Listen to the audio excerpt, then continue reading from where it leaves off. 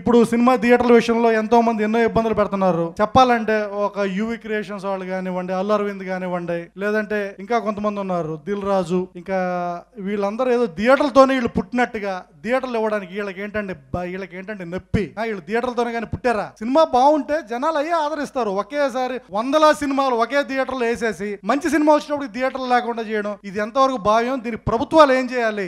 ఇవాళ కేసీఆర్ గారు ఉన్నారు, ఎంతో డైనమిక్ లీడర్. ఆయన ప్రజల అభిమానంతో మళ్ళీ రెండోసారి సీఎం అయ్యారు. ఇవాళ ఒక సామాన్య ప్రేక్షకుడు అతనికి వినోదం ఏంటంటే చెప్పండి, ఒక 3 గంటల సినిమా, ఒక 50 రూపాయలు టికెట్ కొని 3 గంటల సినిమా చూస్తాడు. అదే అతనికి నచ్చిన సినిమా అతను చూడలేడా? అంటే వీళ్ళు వేసే సినిమాలే చూడాలా, వీళ్ళు జనాల మీద రుద్దే సినిమాలు చూడాలా? దీనికి అంతగా ప్రభుత్వాలు ఒక ప్రత్యామ్నాయ మార్గాన్ని చూపించాలనుకుంటున్నారు, ఒక పరిష్కారాన్ని చూపించాలనుకుంటున్నాను. ఇక్కడ సీఎం మన కేసీఆర్ గారు అయితేనేమి, అక్కడ చంద్రబాబు నాయుడు గారు అయితేనేమి, ఇటువంటి కుక్కలకి బుద్ధి చెప్పి ఇట్లా థియేటర్ మాఫియాని ఇట్లా కడిగేయాలని చెప్పి ఎవరినో నయీం చంపారు. ఎంతో మందికి ఎంతో మేలు చేశారు ఇక్కడ కేసీఆర్ గారు. ఇట్లా థియేటర్ మాఫియా ఉన్నాళ్ళని ఎందుకు షూట్ చేయరండి చెప్పండి? ఇవాళ మామూలు జనాలు వాళ్ళకి నచ్చే సినిమా కూడా చూసే అవకాశం లేకుండా ఇట్లా థియేటర్లో వందలాది థియేటర్లో ఒకే సినిమాని వేసి చిన్న సినిమాని చంపేసి, ఇప్పుడు నా సినిమాకి థియేటర్లో ఎన్నో వింటే ఇప్పుడు మిగతా సినిమాలకి నా సినిమాలు కంపేర్ చేస్తే ఎంత నీచంగా ఉందో పరిస్థితి. ఇంకా చెప్పుకోవాలంటే సిగ్గుచేట్లా ఉంది నా పరిస్థితి. అయినా మంచి సినిమా జనాలు ఆదరిస్తారు. అయ్యే మన ప్రసన్న గారు చెప్పినట్టుగా 2వ వారం నుంచి అయ్యే జనాల్ని కుమ్ముతాయి. పేటలా మన సార్ చెప్పినట్టుగా జనాలు ముంచుతాయి.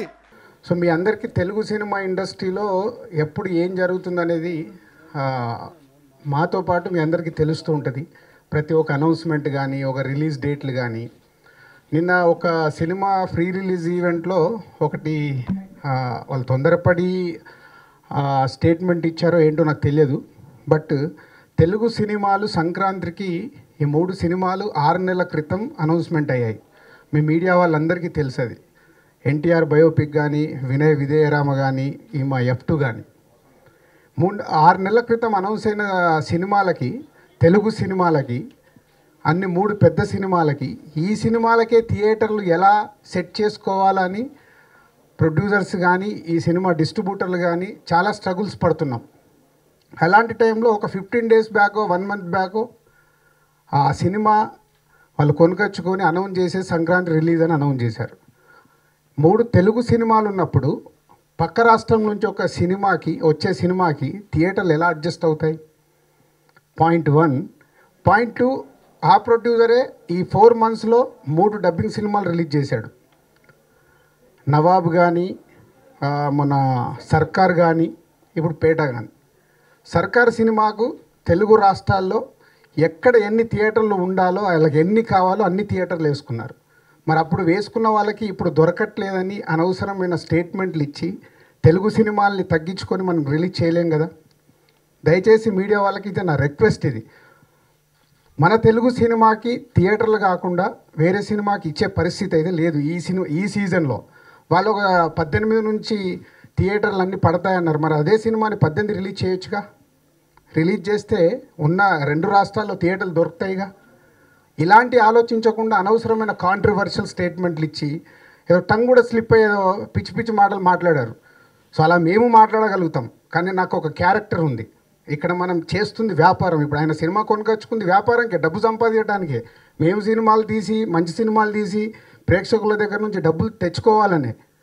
డిస్ట్రిబ్యూషన్లో ఎన్నో డబ్బులు పోయినాయి నాకు 1 ఇయర్లో. అయినా ఈ సినిమా మీద ఉన్న ప్యాషన్తోనే డిస్ట్రిబ్యూషన్ కానీ, ప్రొడక్షన్లో సంవత్సరానికి ఇన్ని తెలుగు సినిమాలు తీస్తూ ఇక్కడ మేము ఉన్నాం.